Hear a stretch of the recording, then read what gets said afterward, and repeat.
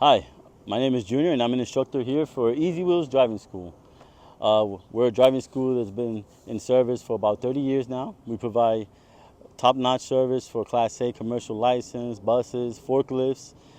We do school buses, auto, and safety courses. Come check us out on our Facebook page, on our website, and we're very flexible scheduling. We're open 7 days a week. Hopefully you guys can look us up and come check us out. The sake for this video is to perform a bus pre-trip inspection on the inside for the air brakes, inside the cabin inspection, and on the outside. When they first come to you, the examiner, usually sitting inside, they do an external light check, which means they're going to tell you which lights to turn on. They'll be standing outside and you will be inside. You turn on your left, your right signal lights. They'll be checking them on the outside. They're going to put on your high beam and your four-way flashes. In the rear, they'll do the same: left, right, four-ways, high beams, and brake lights. When they come back towards you, they'll tell you to begin your tests. For the sake of this video, I went and chalked the tires already prior, but you probably would do it with them, which means you would take the chocks and apply them to your tire in the front like a sandwich. Make sure they cannot move forward or back. Now we're going to go inside and perform the actual pre-trip and air brake test. So let's go inside.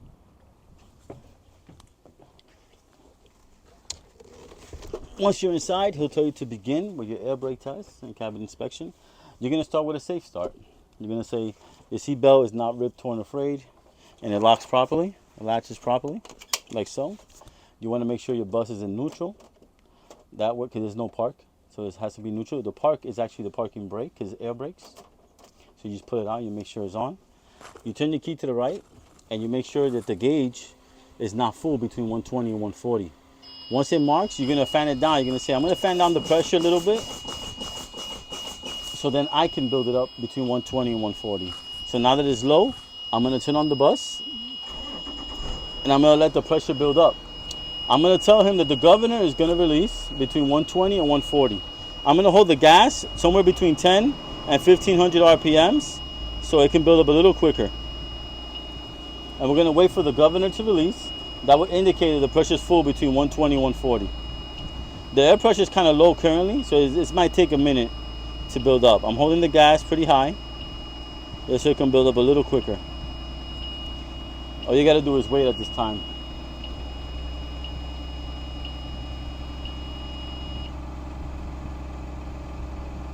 The alarm came off because it went above 60, but it still has a long way to go. It has to go between 120 and 140, and then the governor will sneeze.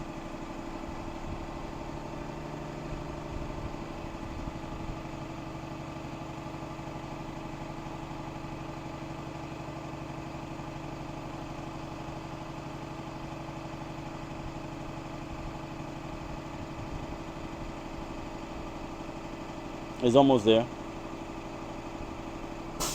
All right. We heard our governor release. So my air pressure is full between 120 and 140, and you confirmed that to him. Now we're going to conduct an air brake test. Now, this part of the test is the strictest part of the test. You cannot make any mistakes. If you make a mistake in this part of the test, it can cause you to fail instantly. What are the mistakes that you cannot do? Well, first, you want to turn off the vehicle. But you do not want to release the key.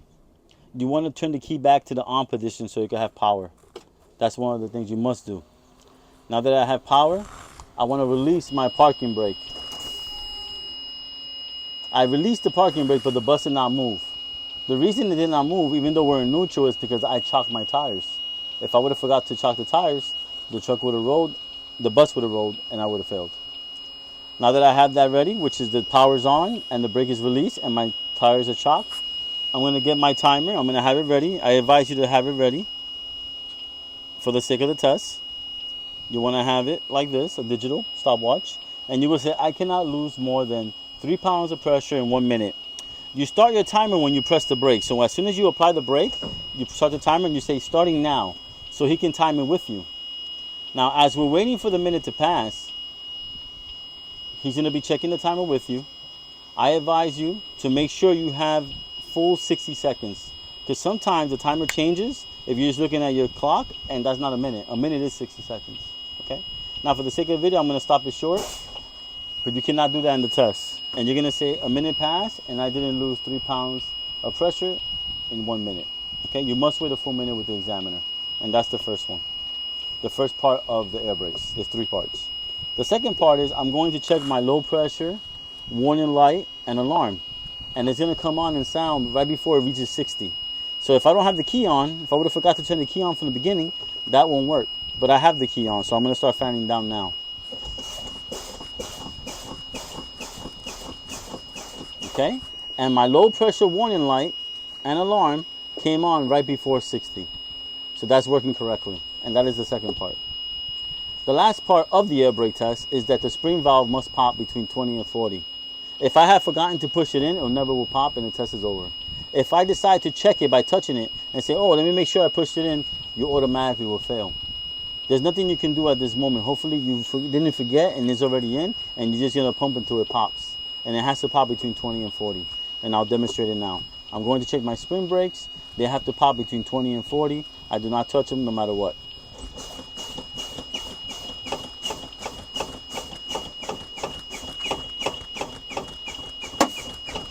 My spring brakes pop between 20 and 40, and now you're done with the air brake test. At this moment, you're going to build up the pressure again, and while it's building, you're going to do a cabin inspection. But while we're waiting for to do that, remember, at the end, I'm going to do a brake test, so which means I'm going to have to check my tractor and service, and it's going to cause me to move the vehicle. If I forget to remove the wheel chocks from the tire, there's no way I'll be able to perform that test. So I'm going to remove them now. And go back outside. You can take the key, right, and then just place it on top, or you can take it with you while you step out the vehicle. And you remove your chocks.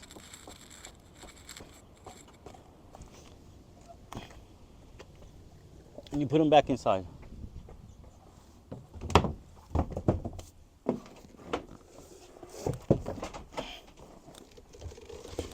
As we come back inside, you want to make sure to put your seatbelt back on. Always have your seatbelt on when you're sitting in the driver's seat. And you take the key and you tell them that you're going to turn the vehicle back on to build up the air pressure.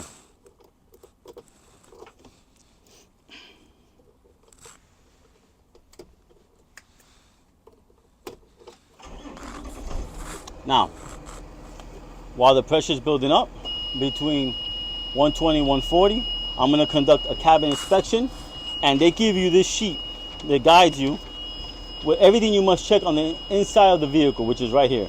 Okay? So we already did the air brake test. I'm going to skip the service brake test. I'm going to leave it for the end. And I'm going to continue with the light indicators. Now, the light indicators is the inside light part, not the outside. The outside, we already did it with them. Inside. So I'm going to go left indicators working, right indicators working, forward flashers are working, and the high beam indicator is working. Those are the light checks. Okay? We're going to continue with the list. The next thing will be emergency equipment. Inside here I have 3 red triangle reflectors inside the box in case of an emergency. Right there I have an ABC fire extinguisher that's fully charged with the gauge on green, and it has a lock pin in it. I have first aid kit on top in case of an emergency as well, and I have electrical spare fuses over here. That is my emergency equipment. Going down the list, it says windshield and traffic monitoring devices. So my windshield is not cracked or damaged, no illegal stickers, no obstructions. My monitor devices, which is my driver's side mirror, is not cracked or damaged, securely mounted. My passenger side mirror is not cracked or damaged, securely mounted to the bus. My convex mirrors are not cracked, damaged, or broken, securely mounted to the bus. Continuing on, we have the wipers. We're going to put it towards us like so. Once it operates and it shoots a little bit of washer fluid, I'll say my wipers are working smoothly. They have proper tension against the windshield. They're not dry rotted in any way, not dry rotted, and the washer fluid is working correctly. Heater and defrost. So I will turn on my heaters and defrost. I will put my hand on top, say my defrost is working correctly. I will put my hand on the bottom, say my heater unit is working correctly. I will turn them all back off.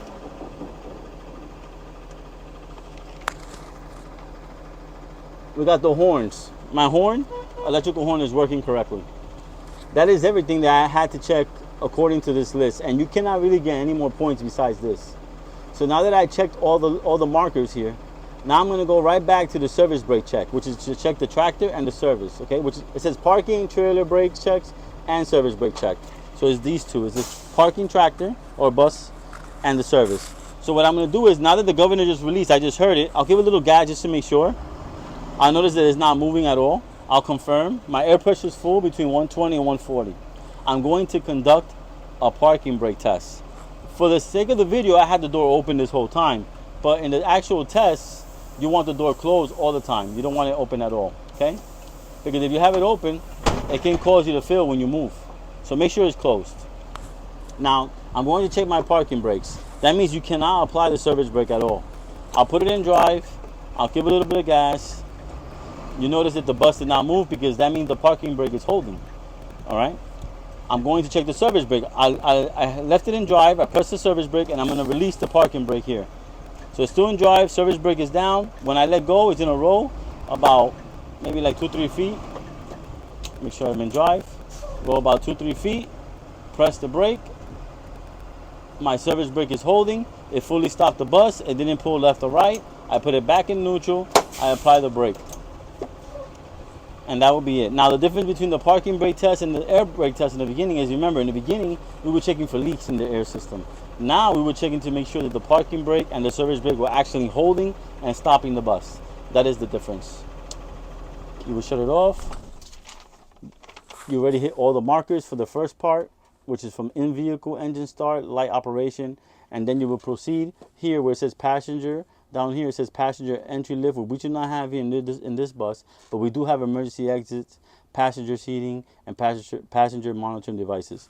A passenger monitor device is actually this right here, rear view glass, to make sure it's not cracked or damaged, it's secure, and is securely mounted.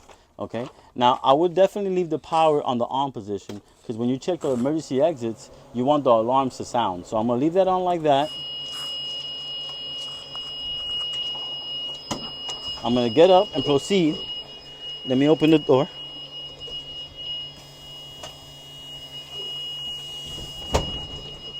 And I'm going to go down the steps. Okay, so my steps are secure, not damaged in any way. My handles are securely mounted to the bus. They're nice and sturdy with the mounting bolts. As I climb up, I'm going to check all the seats. So a proper way of checking the seats is to check if they're not ripped or frayed, connected properly to the chair itself. The cushions are not damaged. The seat belts are secure. They're securely mounted with the frame. The frame is securely mounted to the bus floor with all the bolts and nuts, and none are missing. After you perform one check, you can say to the examiner, I would check every single other seat exactly how I performed this one. Would you like me to continue with all of them? It is their call if they want you to check every single chair. If they say yes, you must do it. If they say no, then it's fine. You just check one or two, and then you just keep going down. As you come down, you're going to have emergency exits. This is one of them here. This is a hatchet. You're going to open it. You're going to make sure the alarm sounds, and you're going to close it right back down. You're going to say my emergency hatchet exit is opens and closes properly, and the alarm sounded. As you keep walking, you'll have an emergency exit door. You're going to open, close it, demonstrate how it opens and closes properly, and the alarm is sounding. Keep walking down. You will check every other seat if he tells you to do so. I'm going to demonstrate how to open the window. Open and close it.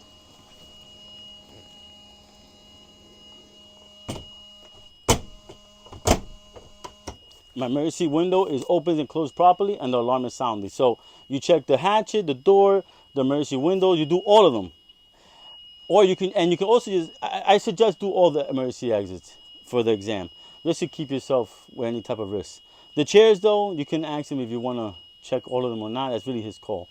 And you have a couple more. Just make sure you don't miss any. In this case, we have a few. But for the sake of video, I'm just trying to make it short and sweet as possible so you can understand what is necessary. Now, that's the inside part. That included the air brake test, the cabin inspection, the seating, the emergency exits. Now we're going to go do the outside part. I'm going to make a part 2 to this video. So you guys, that way it'll be a lot easier for you to see us. So I'll see you out there. See you soon.